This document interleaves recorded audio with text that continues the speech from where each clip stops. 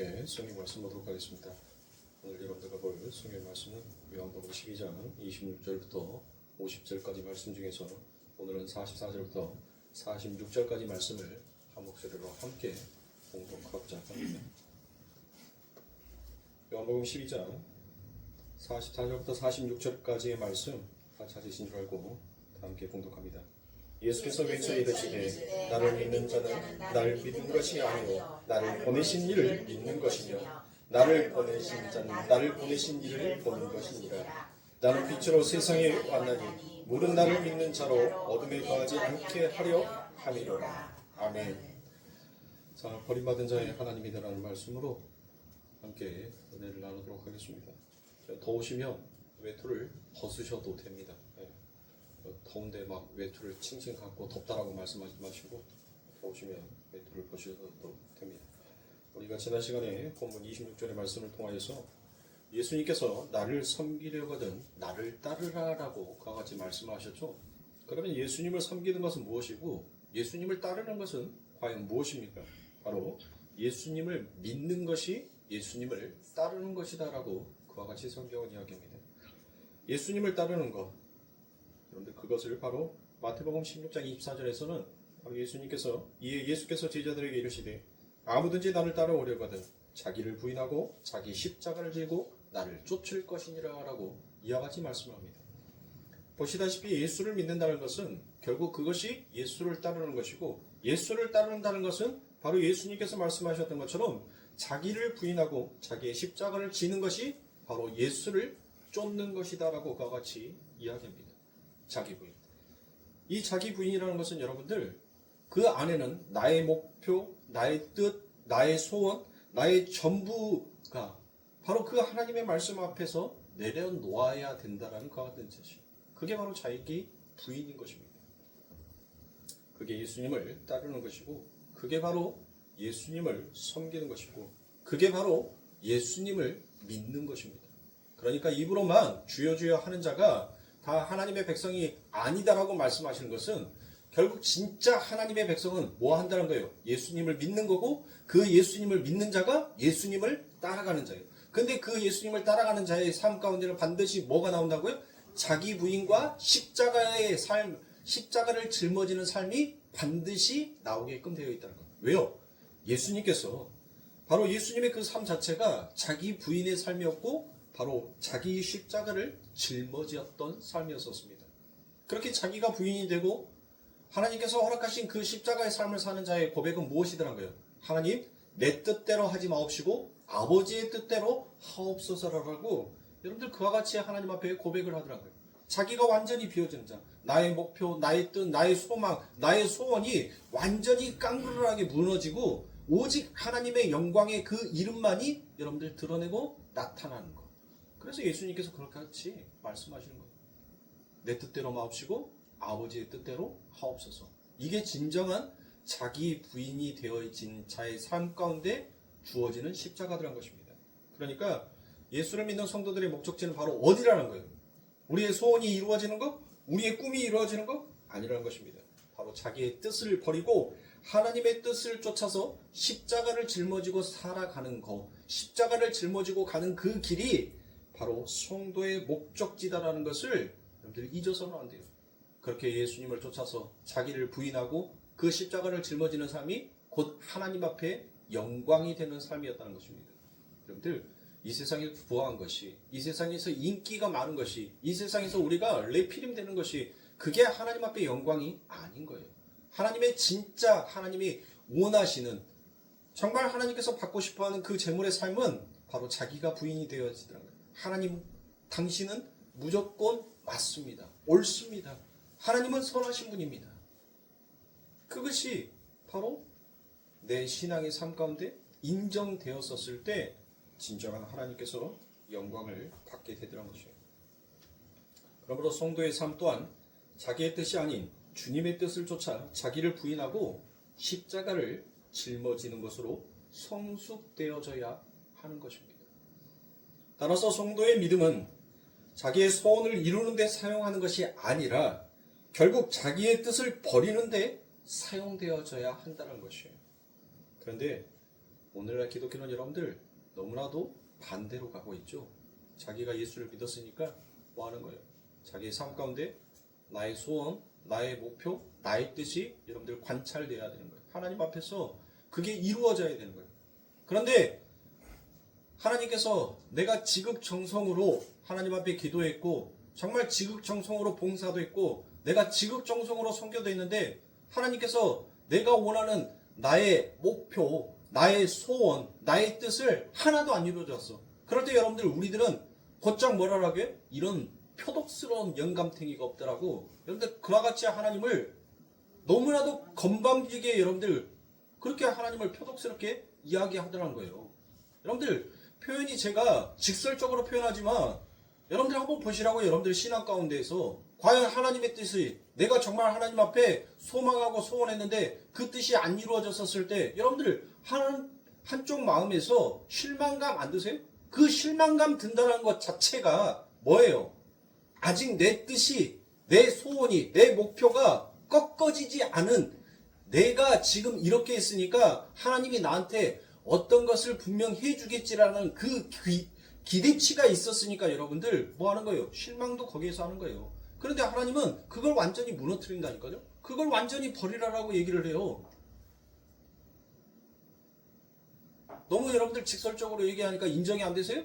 다 마찬가지예요. 저나 여러분들이나 우리가 어떤 뜻, 어떤 목표, 어떤 소망을 가지고 하나님 앞에 기도했는데 그 기도가 여러분들 쉽게 이루어지지 않으면 우리들은 마음 가운데 실망을 한다니까요. 왜 하나님은 내 기도 안 들어주지?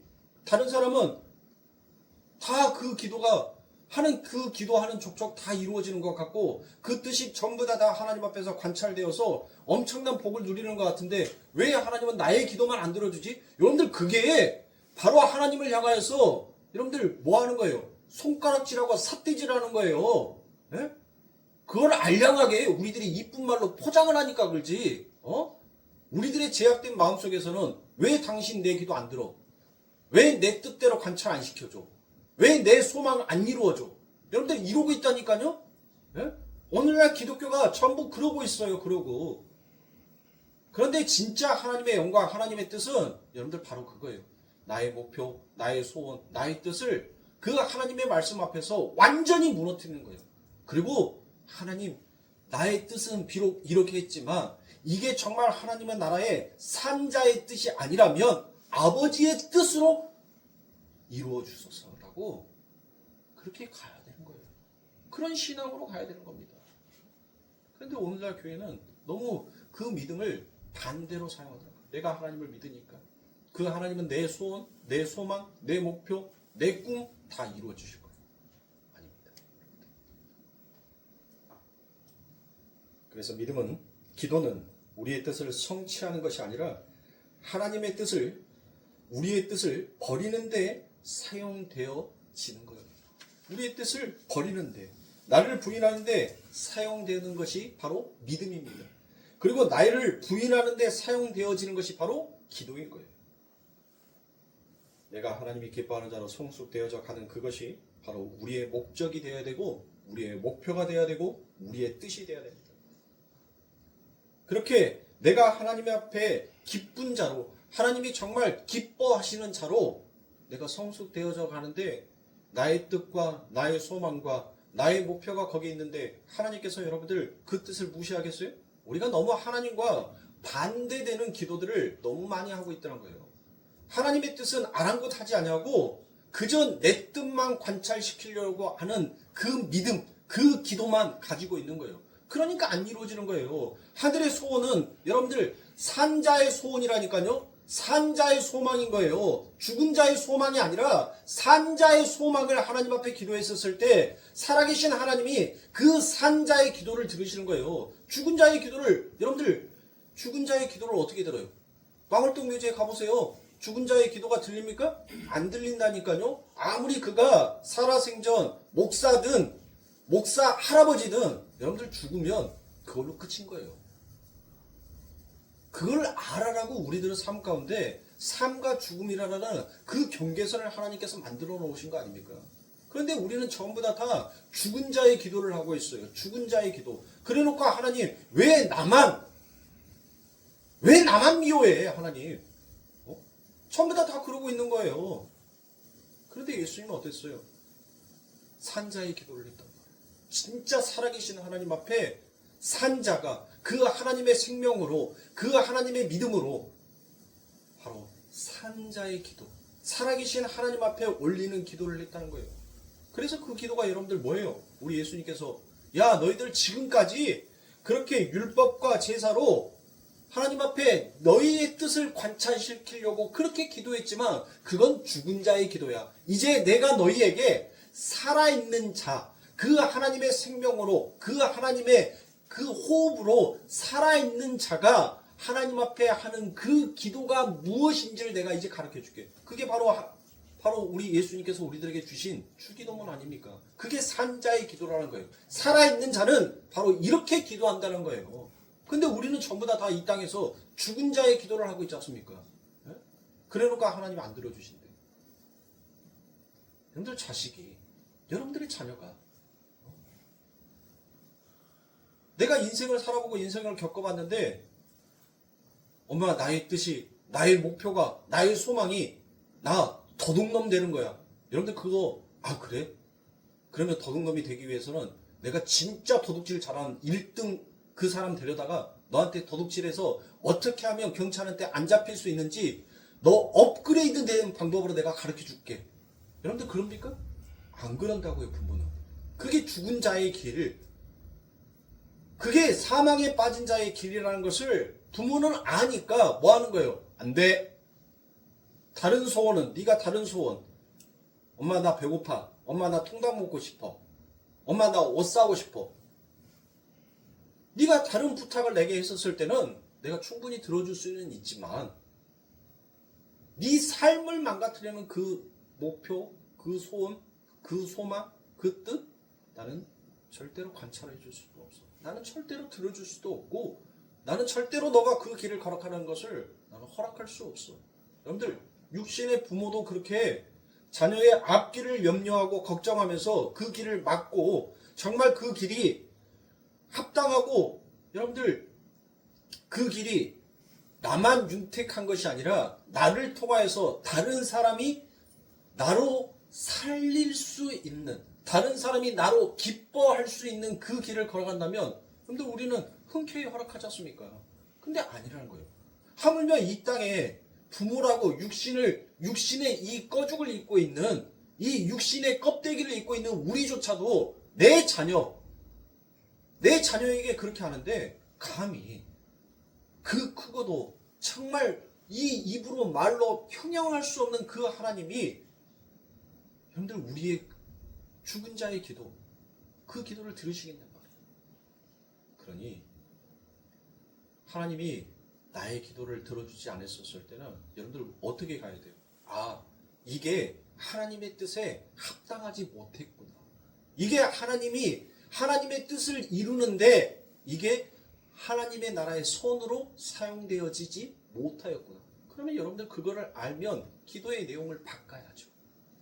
하나님 내가 이 땅의 것을 소망하면서 이 땅의 것을 목표로 여기면서 하나님 내가 그렇게 기도했습니다. 그러면 이제 하나님 기도를 바꿀게요. 내가 그 아버지의 하나님의 나라에서 하나님의 자녀로 성숙되어져 가는 그 기도를 하나님 앞에 올리겠습니다. 그럴 때 하나님께서는 어떻게 했습니까? 들으신다니까. 그런데 오늘날 교회는 전혀 그런 거에 대해서 관심조차도 없더란 거예요. 관심조차도 안 갖고 있더란 것입니다. 그냥 교회 오면 죽어라고 여러분들 뭐예요? 하나님 내 새끼 잘 되게 해주시고요. 내 남편 건강해서 돈 열심히 잘 벌게 해주시고요. 우리 집안에 화평이 있게 해주시고요.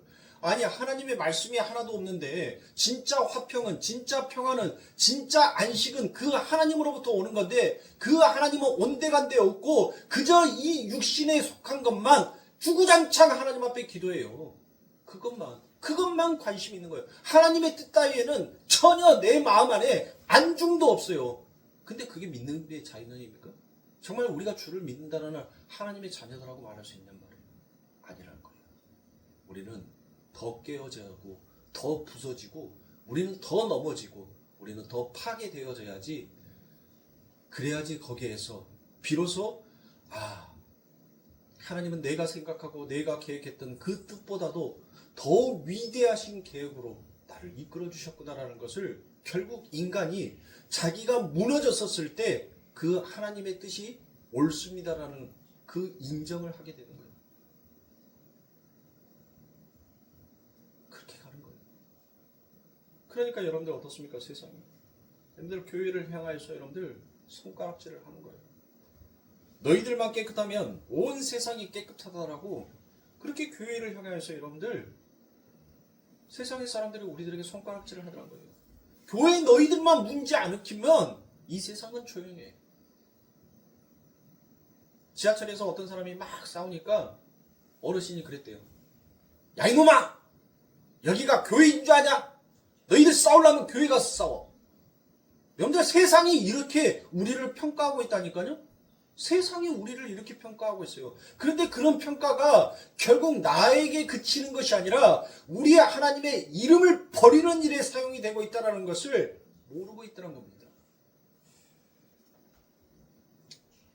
본질을 놓치고 교회가 세상의 원리를 쫓아가는 세상의 사람들과 똑같이 살고 있으니 세상 사람들이 여러분들 무리를 바라봤을 때 얼마나 재수없다라고 여기겠어요. 야 저놈들 봐라. 저놈들은 천국도 가고 이 세상에서도 우리보다 더 악독하게 사는데 쟤들은 복도 받는데?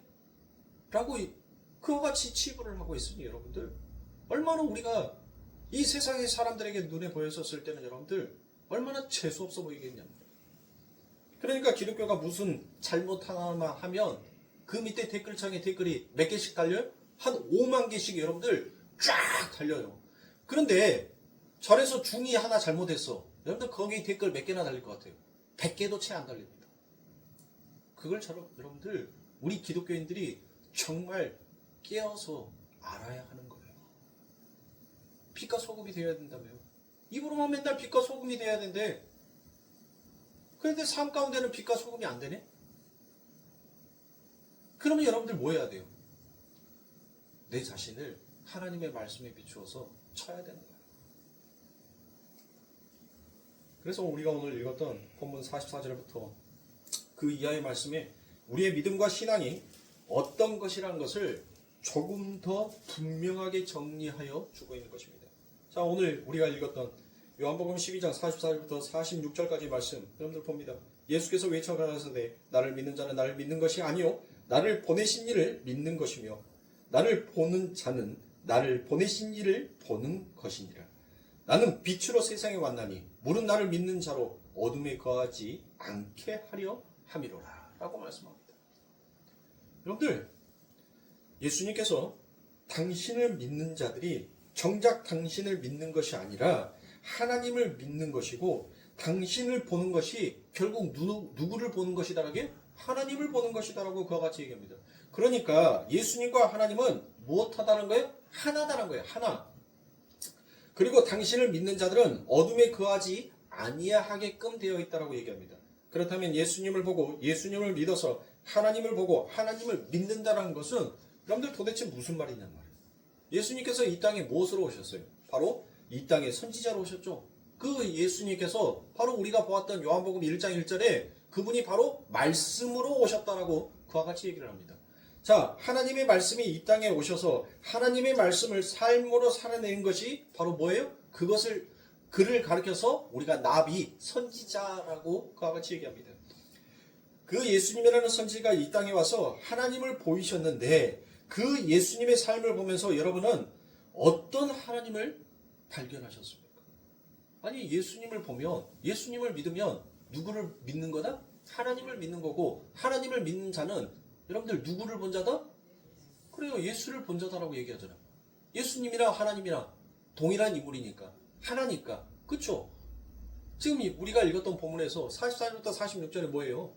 네가 나를 믿으면 그 믿는 것이 나를 믿는 것이 아니라 곧 하나님을 믿는 것이고 너희가 나를 보는 것이 결국 하나님을 보는 것이다 라고 그와 같이 얘기를 했단 말이에요. 그렇다면 우리 성도님들 하나님 봤어요? 그럼 예수님은 어떻게 생겼는데?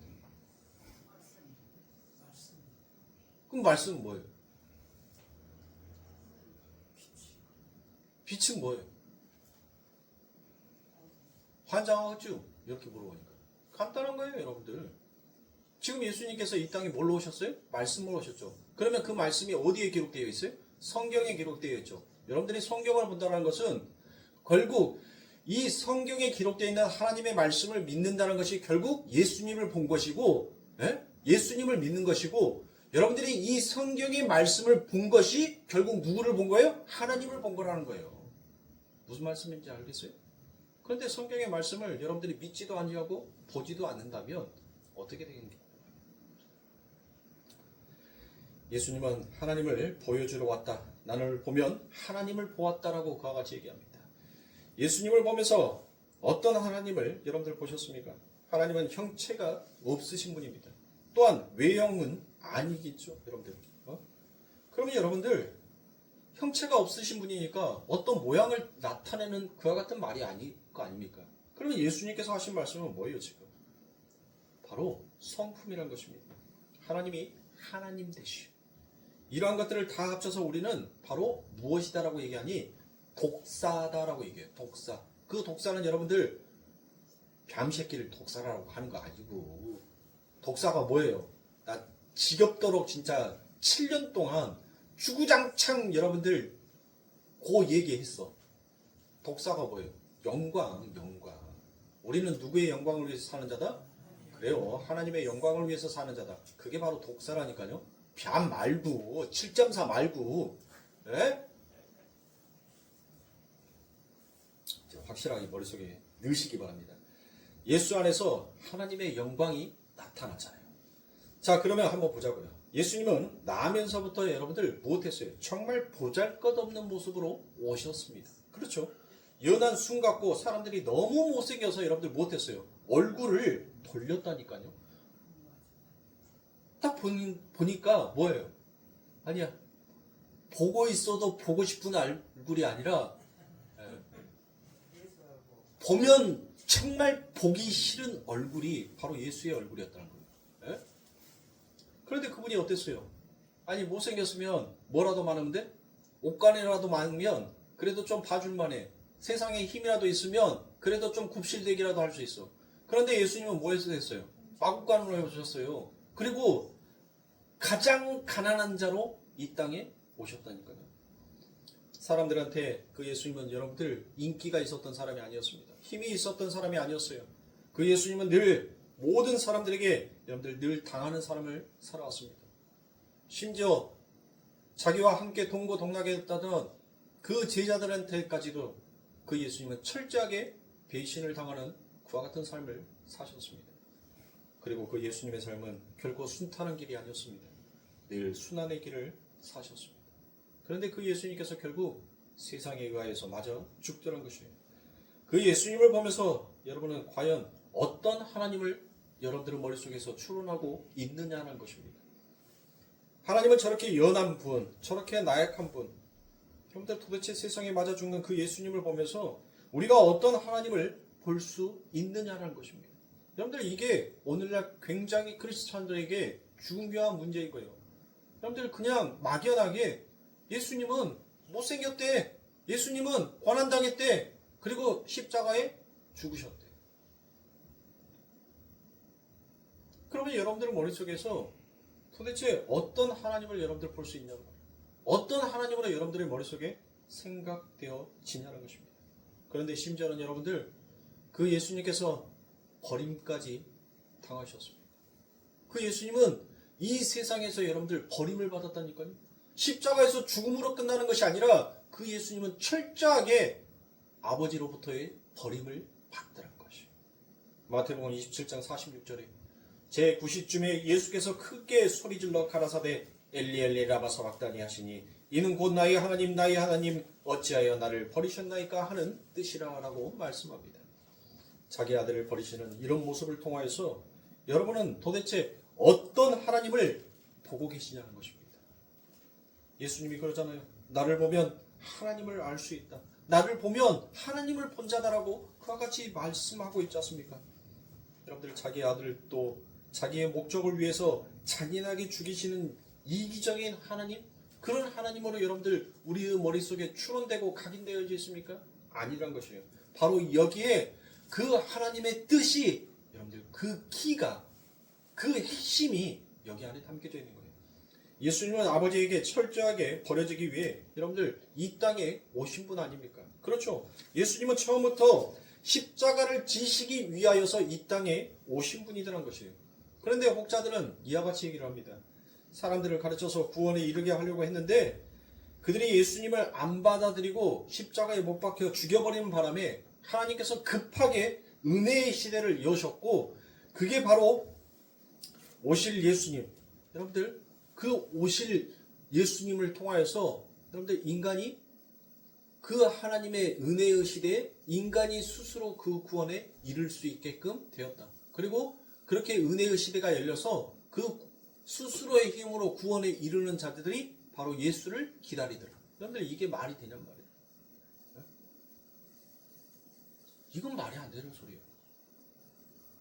왜 제가 여러분들 이 알미니아주의자들 성공주의, 기복주의, 인본주의를 여러분들 제가 왜 싫어한 줄 아세요? 이게 좌파니까. 이게 좌파예요. 뭐 좌파하면은 맨날 목사가 정치 얘기한다라고 하는데 여러분들 좌파가 뭔데요? 좌파가 공산주의예요. 그 공산주의 사상에서 나온 것이 바로 인본주의고 성공주의고 기복주의고 알미니아주의란 말이에요. 거기에서 여러분들 유물론이 나왔고 진화론이 나온 거예요. 에? 제가 여러분들 좌파 하니까 그래서 여러분들 제가 그렇게 좌파 하는 것이 아니라니까요. 이 좌파 공산주의 유물론을 여러분들 누가 구했나요?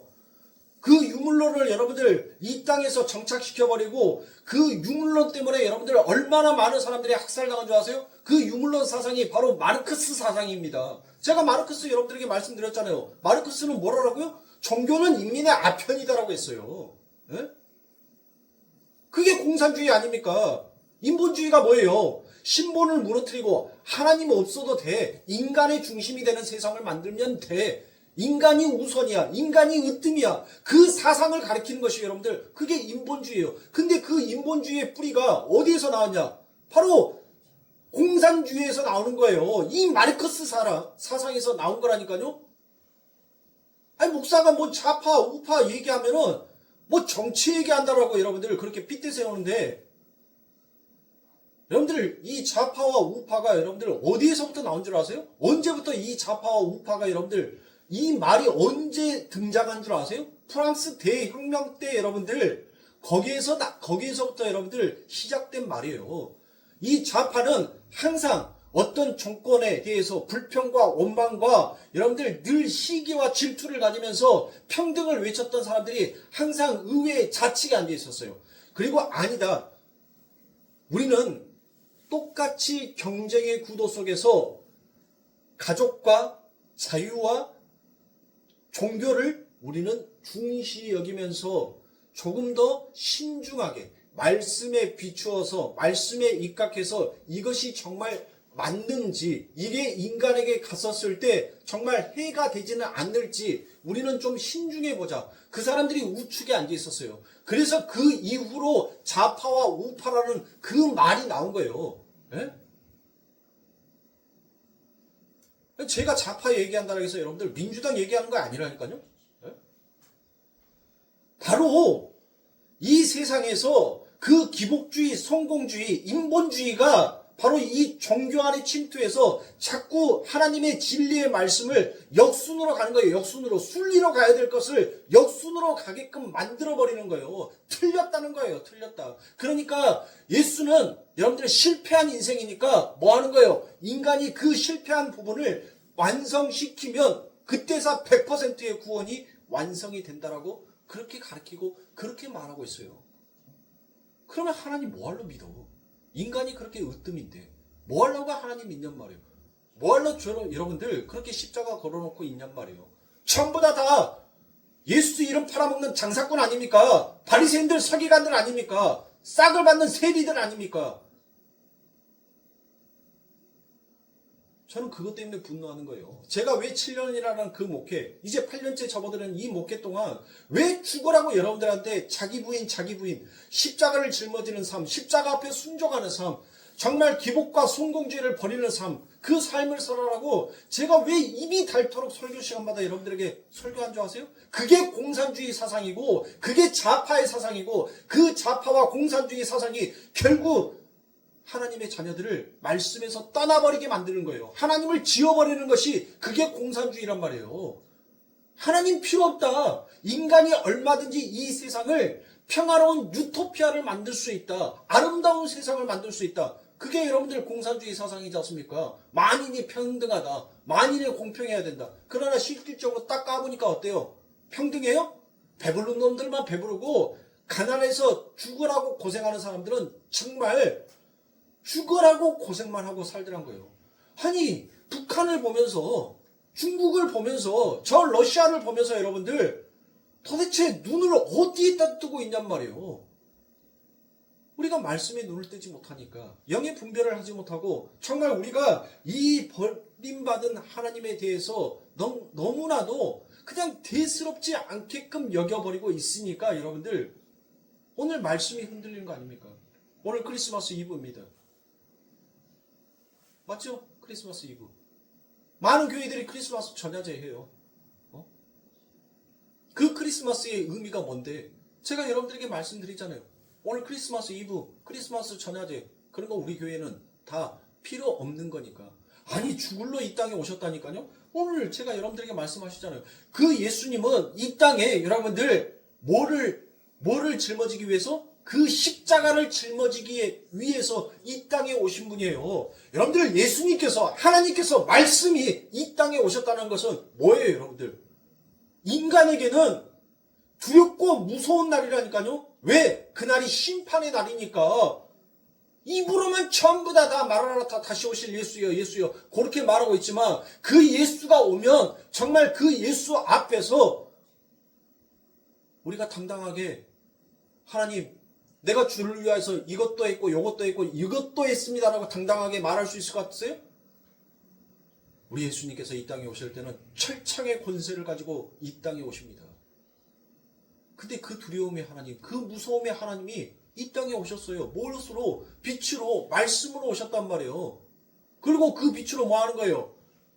그 빛이 세상에 왔으나 세상이 그 빛을 알아보지 못하더라. 어둠이 그 빛을 알지 못하더라. 그런데 오늘 우리가 읽었던 이 요한복음 12장 여러분들 46절에 무슨 말씀을 했어요? 어떤 말을 했어요? 네가 나를 믿으면 바로 우리 하나님을 믿는 거고, 네가 나를 보면 우리 하나님을 본 거야. 그렇게 나를 믿고 나를 따르는 자는 여러분들 뭐 하더란 거예요? 그 삶 가운데 어둠이 빛을 비추었을 때 어둠이 그를 감싸지 못하게 되더란 거예요. 그에게 머무르지 못하게 되더란 것입니다. 정말 우리가 이 말씀 앞에서 여러분들 정말 우리가 진지하게 받아들이는 말이에요. 네? 크리스마스 이브라라고 여러분들 사람들이 정신이 전부 다 헷가닥 돌아버렸어. 네? 이 예수님이 이 땅에 뭐 때문에 왔는데, 그놈의 고난주간에만 주구장창 눈물을 흘려가면서 특별 고난주간, 특별 새벽 기도를 하라고 주구장창 갖다가 붙여놓는데, 여러분들 진짜 예수님이 이 땅에 뭐 하려고 오셨는데 그 뜻을 알면 포장하지 말라는 거예요. 인본주의가 이렇게 무서운 거예요. 기복주의가, 성공주의가 여러분들 그 하나님의 이 땅에 당신의 아들을 보낼 수밖에 없고, 그 아들을 정말 철저하게 버림받을게끔 당신의 마음을 가질 수밖에 없었던 그 하나님의 뜻을 안다면, 여러분들 우리가 마냥 세상의 사람처럼 여러분들 그렇게 화려한 네온사인 밑에서 여러분들 딸랑딸랑 춤출 수 있나요? 여러분들 그게 기뻐하는 건가요? 진짜 하나님 앞에서 말씀에 기뻐하는 자는 여러분들 자숙하는 거예요. 그 하나님이 뭐 때문에 왔는데, 그 하나님이 누구 때문에 왔는데, 그걸 깨닫고 아는 자는 그 예수님의 오심이 여러분들 눈물이 나는 거예요. 그 예수님 때문에 내가 지금 어떤 사랑을 받았는지를 아는 자는 그 크리스마스가 마냥 즐겁지만은 않는다니까요. 내가 하나님 앞에 똑바로 섰다면, 내가 하나님의 말씀 앞에 진짜 하나님 내가 죄인입니다라는 것을 정말 깨달았다면, 여러분들 그 예수님의 탄생에 우리는 눈물을 흘려야 되는 날, 그때 너무나도 왜곡하고 있잖아요. 인간의 중심의 사상이 여러분들 신앙이 되어버리니까 그냥 예수 그리스도의 오는 날을 포장만 하고 있어요. 즐거운 날이라고, 행복한 날이라고. 여러분들 12월 25일 오늘 저녁이죠. 12월 24일 크리스마스 이브 때, 그리고 크리스마스 이브가 넘어가는 25일 날, 여러분들 가장 음란 마귀가 가장 여러분들 설치는 날이 바로 크리스마스 이브입니다.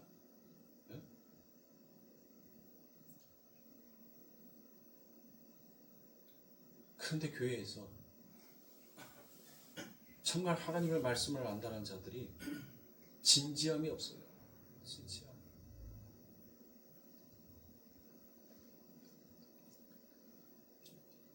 오실 때부터 죽을러 오신 그 예수님, 아버지로부터 버림받을 수밖에 없었던 그 예수님. 그러나 그 예수님의 버려짐은 결국 성경은 우리의 것이었다라고 증거하고 있습니다. 갈라디아서 3장 13절의 말씀에 그리스도께서 우리를 위하여 저주를 받은 바 되사 율법의 저주에서 우리를 속량하셨느니라. 기록된 바 나무에 달린 자마다 저주 아래 있는 자라 하였습니다. 라고 말씀합니다. 바로 우리라는 거예요. 우리 때문에, 나 때문에 그 예수님이 이 땅에 죽으러 오셨고 십자가를 짊어지러 오셨고 그 아버지로부터 철저하게 버림을 받으려고 나 때문에 오셨다는 거예요. 나 때문에. 예수님은 바로 이러한 우리들의 저주를 몽땅 짊어지고 하나님께 버림을 받았습니다. 거기에 우리가 하나님을 볼 수 있어야 하는 겁니다. 하나님은 버림받은 자들의 하나님이었다라는 것입니다. 하나님은 철저하게 버림을 받아 마땅한 티끌 같은 죄인들을 위해서 자신의 독생을 하신 그 아들을 이 땅에 보내셔서 십자가에 내버릴 만큼 당신의 백성들을 사랑하는 분이시다는 것을 바로 그 예수님이 엘리 엘리 나마 사막다니, 나의 하나님 어찌하여 나를 버리셨나이까. 당신의 아들보다도 죄 많고 원수이며 끈떡하며 하나님 앞에 칼과 창으로 그 하나님 앞에 대적하려고 했던 바로 나 때문에 그 예수님이, 그 하나님이 우리를 위해서 그 사랑을 열어주기 위해서 오셨다는 거예요. 우리는 그것을 잊어서는 안 됩니다. 우리를 향한 사랑, 우리를 향한 그 은혜, 하나님은 그렇게 오래 참으시는 분이고 그렇게 사랑이 풍성한 분이시며 자비와 용서가 충만하신 분이 된 것입니다. 버림받은 자의 하나님, 싹 쓸어버리고 새로 창조하실 수도 있는데 그 버림받은 자들을 아들을 죽여서까지도 건져내시고자 하시는 그 하나님, 바로 그분이 진짜 산자의 하나님이다라는 것을 보여주신 것입니다. 예수가 이 땅에 내려와서 그렇게 연약한 모습으로 십자가에 바로 죽었던 이유가 바로 그 안에 하나님의 우리를 향한 그 사랑과 그 은혜가 거기에 묻어져 있었다는 사실입니다. 하나님은 예수님을 십자가에서 버리셨습니다. 세상의 눈으로 볼 때 그 십자가는 아버지로부터 철저하게 버림을 받은 한 아들의 애통한 절규가 묻어나는 그런 처절한 위침이었습니다. 그런데 그렇게 아들을 버린 아버지가 그 아들을 여러분들 어떻게 하셔요? 다시 부활시키더라는 것입니다. 이건 하나의 상징을 뜻하는 것입니다. 하나님은 버림받아줘야 마땅한 어떤 무리들을 오직 당신의 은혜로, 당신의 사랑으로 다시 살려내실 것임을 바로 그 십자가의 버려짐과 안식 후 첫날 부활에 확실하게 당신의 자녀들에게 비추어 주더란 것이에요. 그러니까 그 예수님의 죽으심이 우리의 죽음이었다면 그 예수님의 부활 또한 우리의 부활이 된 게 맞아요, 틀려요? 맞는 것입니다. 그래서 예수님의 부활을 보면서 우리도 저렇게 살아나겠구나. 우리가 저렇게 버려졌어도 아들을 죽이시면까지 우리를 살려내신 그 하나님이라면 우리도 살아나겠구나. 지금 이 땅에서 내가 수모를 당하고 내가 버려짐을 당한다 하더라도 그 하나님은 나를 죽여서 다시 살리시는 하나님이십니다. 그게 바로 내가 하나님을 본 것이고 그 하나님을 믿는 것이고 그 하나님을 믿고 본 자가 그 하나님을 따라가다는 것입니다. 그 하나님의 은혜를 알아먹는 그 은혜를 알아먹는 자들은 삶 속에서 격발되는 것이 바로 기독교인다운 삶인 것입니다. 그래서 우리가 복음을 힘써 배워야 합니다. 복음을 힘써 우리가 알아야 됩니다. 그래서 성경을 알아라고 얘기합니다. 여러분들 책 몇 권 읽었다라고서 기독교를 다 알았다라고 말할 수가 없는 것입니다. 청교대 책 몇 권 읽었다라고 성경책 몇 독 했다고 로이드 존스님 목사님의 그 책 서서들 몇 권 읽었다라고 기독교의 진리를 다 알았다라고 여러분들 결코 우리가 말할 수 없는 거예요. 성경은 죽을 때까지 여러분들 우리가 연구하고 공부하고 배우고 외워도 모자란 것이 여러분들 이 성경의 말씀입니다. 우리가 감히 상상할 수도 없는 하나님의 계시가 담긴 책이 바로 이 성경이라는 거예요. 그런데 무슨 책 몇 권 읽었다라고 나는 기독교를 다 안다라는 것은 여러분들 그건 절대로 있을 수가 없는 것입니다. 마귀는 가면 갈수록 우리를 더욱더 강력한 이빨로 여러분들 물어뜯을 것입니다. 그런데 우리는 점점 게을러져 재밌는 거에 너무나도 많이 빠져 있다는 것이에요. 비디오도 봐야 되고 외식도 해야 되고 운동도 해야 되고 여행도 가야 되고 그러니 여러분들 어떻습니까? 우리가 미디어 매체에 너무나도 많은 시간들을 여러분들 뺏기다 보니까 정작 하나님의 말씀을 보고 듣고 알아갈 시간이 없더란 것이에요. 그러니까 나는 예수를 믿고도 왜 맨날 나는 이렇게 불행하는가라고 여러분들 말씀하기 전에 나는 왜 이렇게 우울한 삶을 살고 있는가라고 여러분들 말씀하기 전에 바로 성경에는 민주 오브 그레이스라고 얘기합니다. 그것은 바로 은혜의 수단인 말씀과 기도가 자신의 삶 가운데 없는데 여러분들 무엇이 그의 삶을 채울 수 있느냐고. 여러분들의 삶 가운데 정말 하나님의 말씀이 하나님의 기도가 여러분들의 삶 가운데 함께한다면 여러분들의 삶은 평화와 안식이 늘 함께하는 거예요. 그런데 여기에서 여러분들이 한순간이라도 놓치는 순간 이 마귀는 그 놓는 순간을 정확하게 알아요. 그리고 아주 강력한 이빨로 물어뜯습니다. 그리고 절대로 그 하나님의 말씀과 기도의 시간을 허락하지 않아요. 내 정신을 세상의 것으로 내 사고를 내 마음을 다른 것으로 빼앗기게끔 자꾸 우리를 유혹하다는 거예요. 그러니 성도는 여러분들 정신 차려야 되는 것입니다.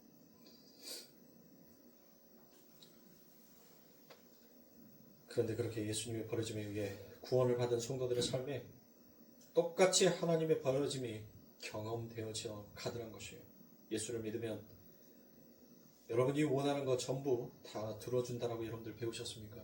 그거는 절대로 성경적인 이야기가 아니다라고 말씀드렸습니다.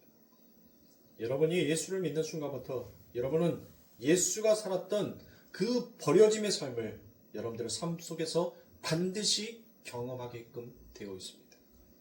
예수 그리스도의 십자가가 여러분들의 삶 속에 그대로 액츄얼라이즈, 그대로 드러나게끔 되어 있습니다.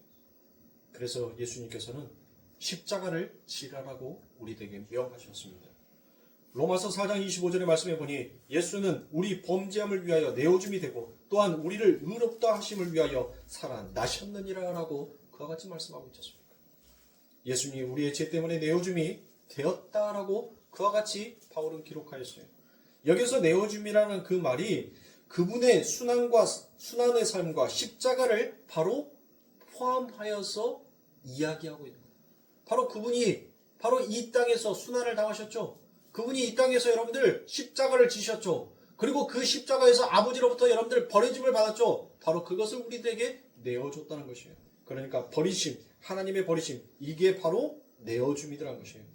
그 말이 파라도미아라는 단어인데, 이 파라도미아라는, 내어줌이라는 이 파라도미아라는 이 단어가 어떤 특정 인물에게 똑같은 단어가 사용될 때가 있어요.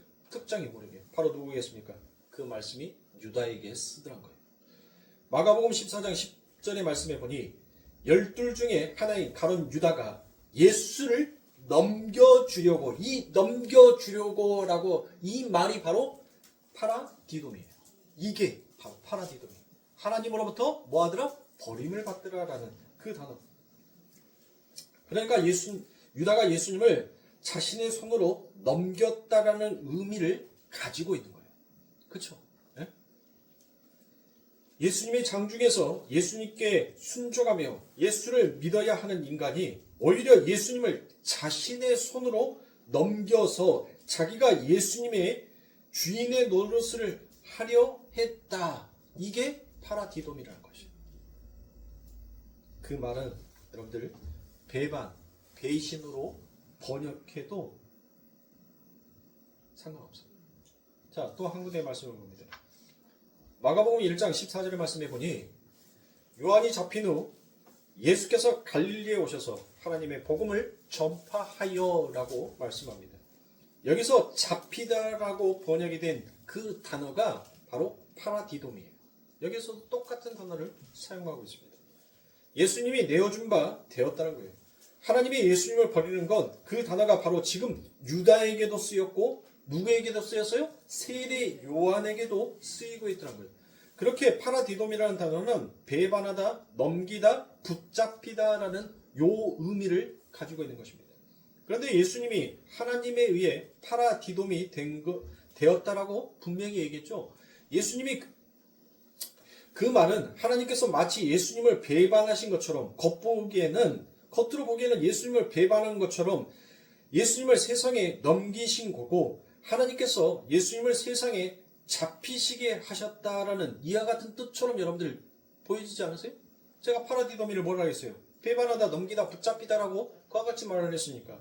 그러니까 그 넘기움이 바로 하나님이 예수님을 당신의 손으로 옮기신 것이다라는 것을 보여주는 거예요.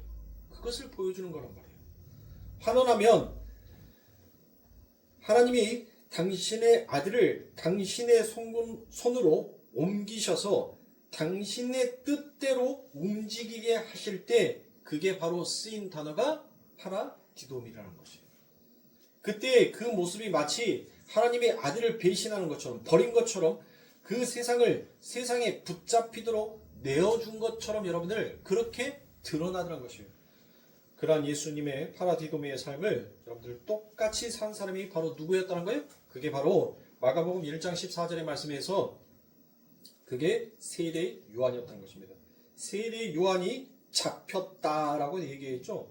세례 요한이 잡힌 후라고 제가 말씀을 드렸으니까 그 잡혔다가 바로 파라디돔입니다. 그 세례 요한이 예수님과 똑같이 세상에게 파라디돔이 했어요. 근데 그 파라디도미가 누구로부터? 하나님으로부터. 자, 요한의 삶을 한번 여러분들 잘 생각해 보시란 말이에요. 요한은 정확하게 예수님의 삶을 살다 간 사람이 맞죠? 그는 예수님과 똑같이 잉태가 불가능한 어미에게서 태어났습니다. 세례 요한은 여러분들 회개하라 천국이 가까웠다라고 그와 같이 외쳤습니다. 그와 같이 설교를 했어요. 그런데 예수님도 여러분들 이 땅에 오셔서 회개하라 천국이 가까이 왔노라라고 똑같이 설교의 말씀을 하시는 것입니다. 그뿐만이 아니라 세례 요한은 여러분들 세상에 잡혀서 여러분들 옥에 갇혔습니다. 그렇죠? 예수님도 세상에 잡혀서 못했어요? 옥에 갇혔습니다. 세례 요한이 세상에게 목을 내어줘 여러분들 잘림바 되었습니다. 바로 그 세상의 권세를 가지고 있었던 누구에게? 헤로데게. 예수님도 세상 권세를 잡은 본디오 빌라도에게 잡혀서 십자가에 자신의 몸을 내어주니 되었다는 것이에요. 헤롯도 세례 요한을 죽이는 것을 두려워했던 사람입니다. 본디오 빌라도도 예수님을 3번씩이나 낳아주려고 했던 사람이었었습니다. 여러분들, 정확하게 세례 요한의 삶과 예수 그리스도의 삶이 똑같다는 거예요. 그런데 다윗도 모세도 엘리야도 전부 예수님의 그와 같은 삶을 그대로 여러분들 살다 갔다는 것입니다.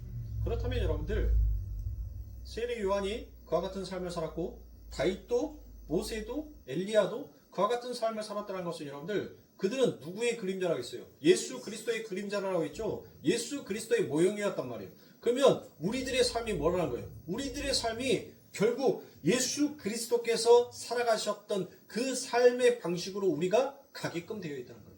그래서 어때요, 여러분들? 가고 싶으세요? 손 들어보세요. 나는 예수님처럼 침뱉음을 당하고 맨날 뒤통수나 맞고 배신당하고 모욕을 당하고 뺨맞음을 당하고 채찍에 맞고 십자가에 달려서 죽었는데 아버지까지 나를 외면하는, 나는 정말 예수 믿으면서 그런 삶을 원합니다라고 여러분들 손 들어보세요.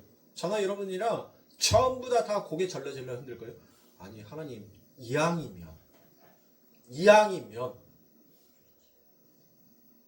조금 편안한 길로 가면 안 될까요? 그런데 여러분들 어쩌죠? 어떻게 합니까? 저와 여러분들은 이제 그 길로 여러분들 갈 수밖에 없어요. 왜요? 예수님께서 말씀하지 않습니까? 네가 잘못 섰을 때는 네 띠를 메고 네 마음대로 다녔지만 이제 내가 살아왔던 이 길을 너희도 걷게 될 거야. 그래서 내가 너희를 뭐 하겠다고요? 밧줄로 꽁꽁, 밧줄로 꽁꽁 다 묶어서 내가 이 길로 뭐 하겠다는 거예요? 너희 끌고 갈 거야.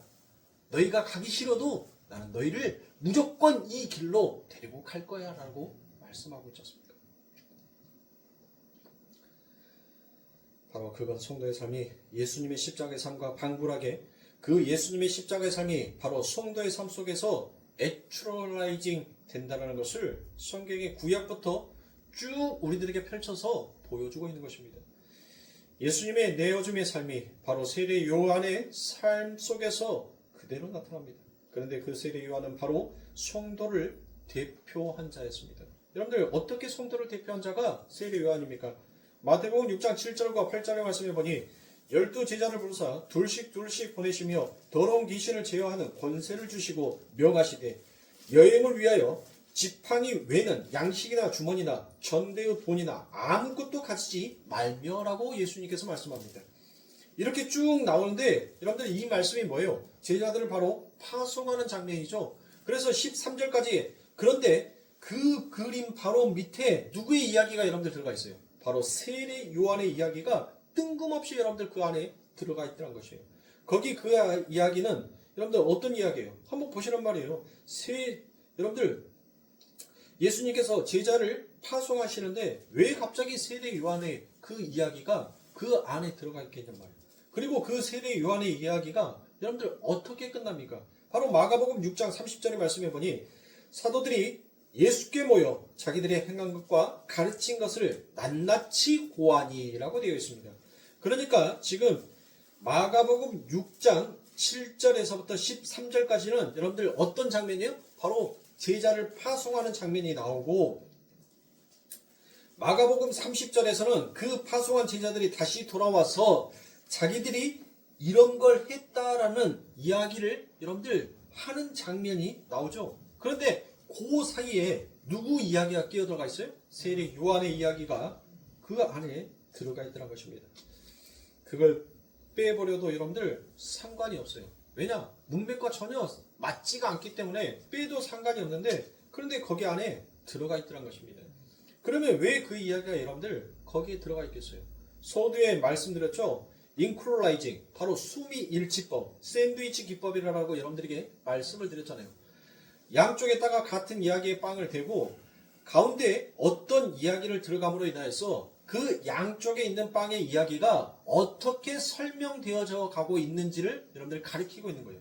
그러면 지금 제자를 파송하고 그 제자들이 돌아오는 이야기 가운데 세례 요한의 목이 잘리는 이야기가 들어갔다는 것은 여러분들 무엇하는 거예요?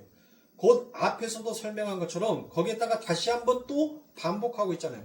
자, 마가복음 6장까지 와서 그건 제자들의 삶, 12제자는 12지파, 하나님의 백성을 총칭하는 자들이라고 분명히 제가 여러분들에게 말씀드렸습니다.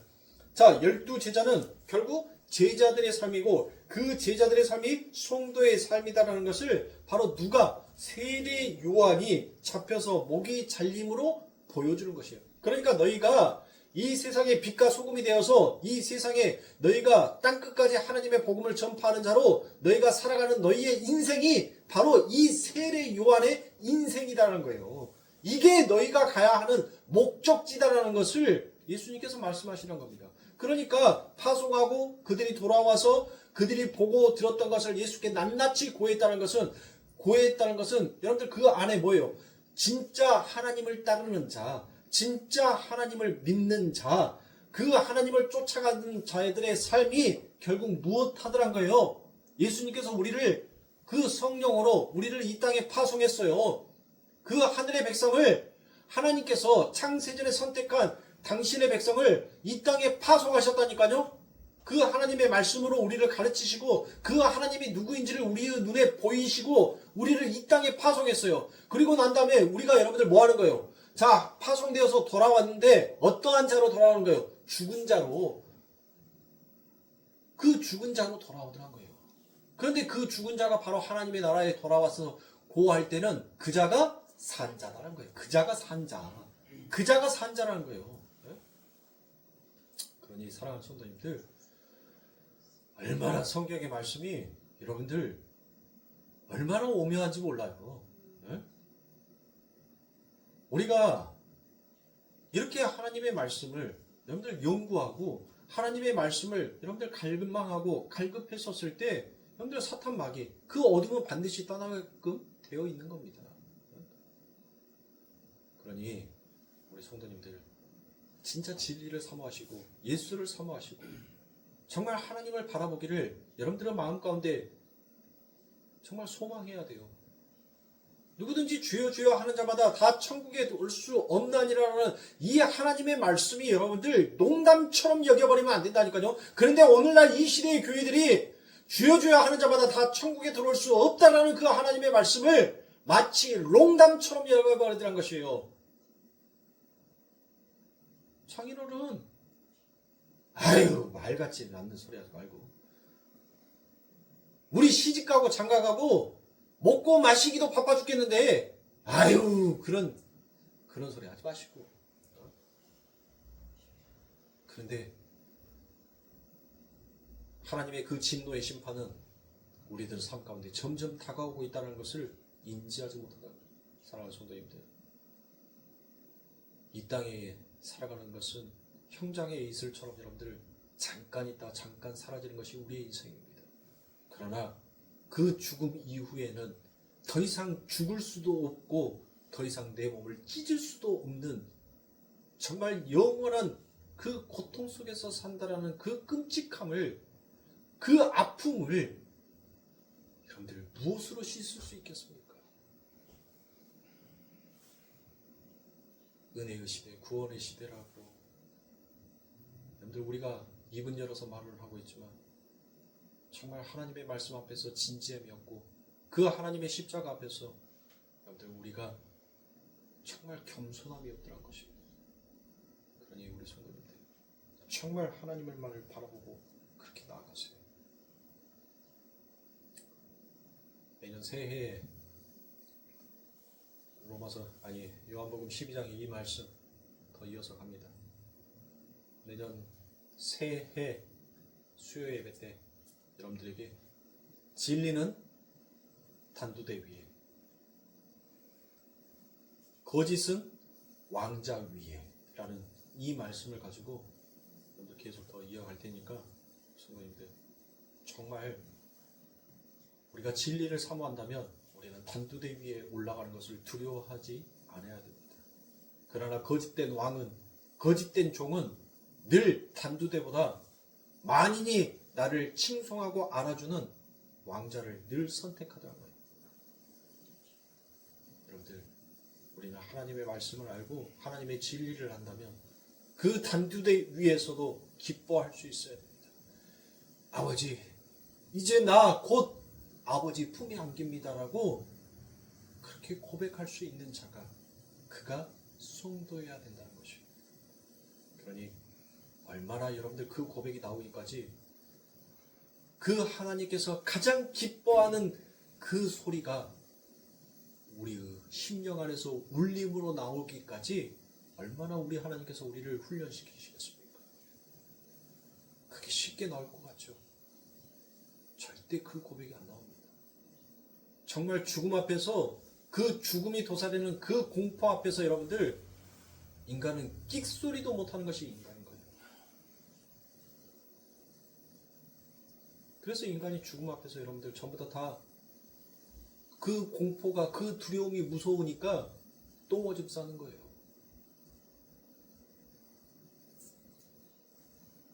살아계실 때 정말 하나님을 진지하게 만나시고 하나님을 찾으시고 말씀을 더욱더 깊이 있이 들어가셔서 하나님, 오늘 내가 저 단두대 위에 내 목이 잘린다 하더라도 내 마음 안에서 하나님, 이제 내가 이 고통의 땅에서 이 훈련의 땅에서 벗어나 아버지의 평화로운 나라로 입성할 수 있는 축복을 허락하여 주셨으니 하나님 감사합니다라는 그 찬송을 올리는 하나님의 귀한 자녀들이 되시길 주님의 이름으로 축원합니다.